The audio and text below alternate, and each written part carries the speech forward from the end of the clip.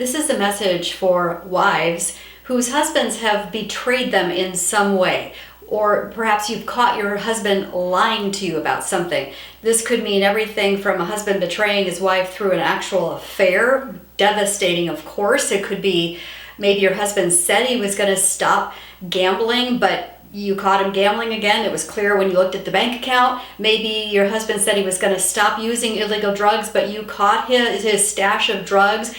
Whatever the thing is, it's so hard to learn to trust your husband again. It's one of the most difficult things. First, you have to deal with your own heart wound about whatever happened, and now he expects you to trust him. As soon as he says, "I'm sorry," he expects you to trust him again. And you probably know by now that that is not an easy feat, because again, all these betrayals are usually engulfed in lies, because in order to do the thing, whether it's the drugs or the affair or whatever, usually there has to be a whole package of lies surrounding this activity that he knows would break your heart. And so not only does he have to stop the activity, he has to actually earn your trust back.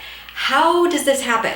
Well, it isn't easy, and it is a process, and I've learned it goes way, way, way beyond him simply saying, "I'm sorry. It'll never happen again." Way beyond that. That is not sufficient to earn your trust back. What I've learned is that this is a long process, and your husband needs to show that he is willing to do long-term work to earn your trust back, that he is willing to make major changes in accountability and such in a way that causes you to take one baby step at a time to start to trust him again. Let me explain what this might look like. So for instance, maybe you're thinking, okay, he was engulfed in illegal drugs or alcoholism. And he says, "Okay, I'm done. I won't do that again. Trust me."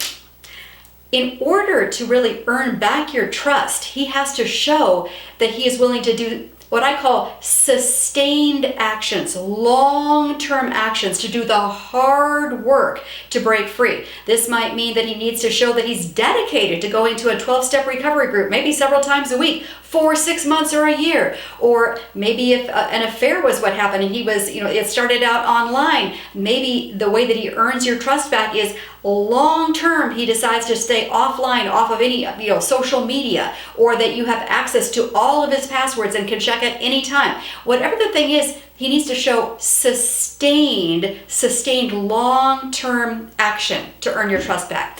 And this reminds me of a key Bible principle, Matthew 3:8, which says, "Produce fruit in keeping with repentance." In other words, is your husband producing fruit showing that he's truly repentant? That fruit would look like doing whatever it takes to earn your trust back, instead of fighting you every step of the way, saying, "Oh, I don't need to give you my passwords. Oh, you should just trust me. I don't know what the big deal is. I said I was sorry." That's not producing fruit in keeping with repentance. Producing that fruit would mean doing whatever it takes to earn your trust back, and doing it for a long time.